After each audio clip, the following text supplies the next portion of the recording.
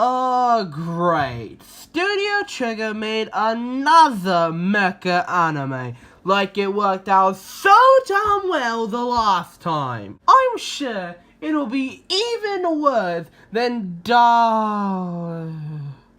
Oh, this is gonna be good.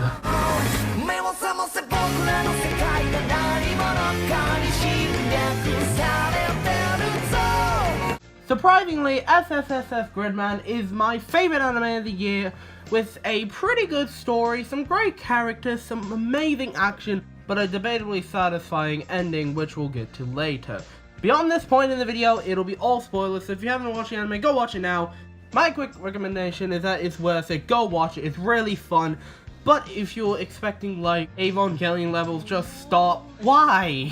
It's a tokusatsu show with some fan service, what are you expecting? The story is pretty much this boy named Yuta wakes up from having amnesia and he meets up with this girl named Rikka Takarada, and then there was apparently something that he said to her that got her kind of mad at him. Then they go to school, then he finds out he has his other friend who I forgot his name is. Then he finds out that he's somehow connected to this robot thing on this junk computer that Rikka has named Gridman.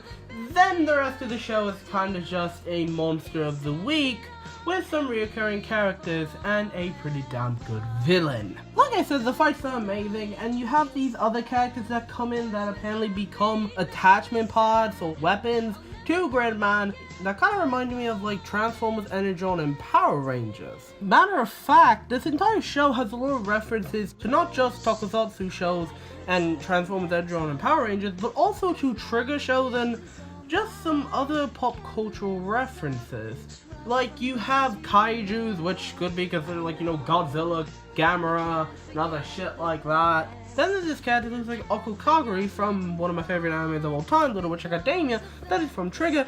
And the ending is debatably a ripoff of Studio Gainax's most popular anime, Neon Genesis Evangelion.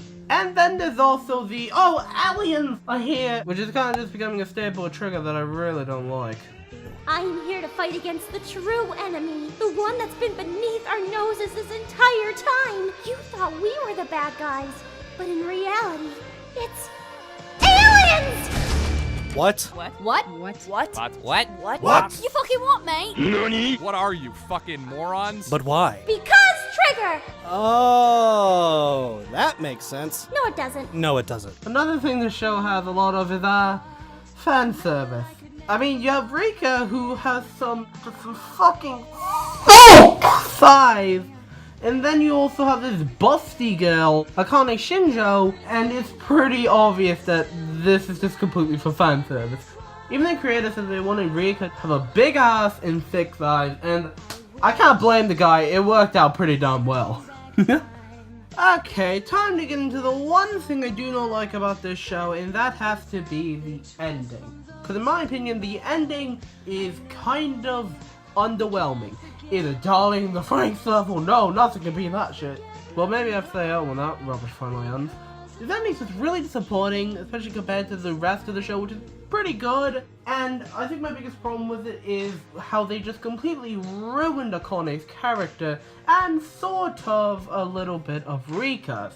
What I'm trying to say is having Akane be a god, and also Akane, and they also kind of made Akane feel like a May from Digimon Adventure Try.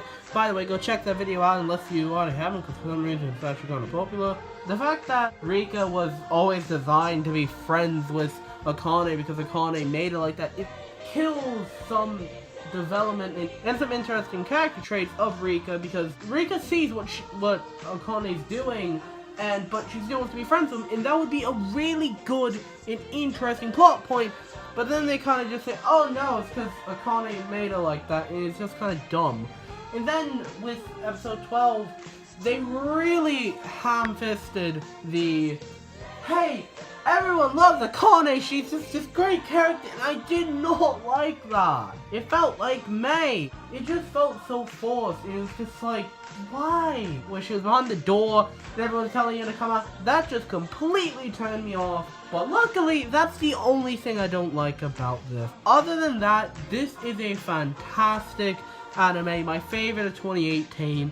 I'm surprised because I didn't think anything could beat Takagari-san, but hey, looks like it did. Trigger, you really redeemed yourself after Darling in the Franxx, and I cannot wait till your next project. Trigger just continues to blow me away. I can never hate them. Go watch SSSS Gridman if you want. But with that said, I was blankisfornerds other known as Blank, but you can call me TK. I'll see you nerds next time. Bye bye. 無限大な夢の後のやるせない世の中じゃそうはさ常識外れも悪くはないから清楚なイメージを染めたぎこちない翼でもきっと飛べ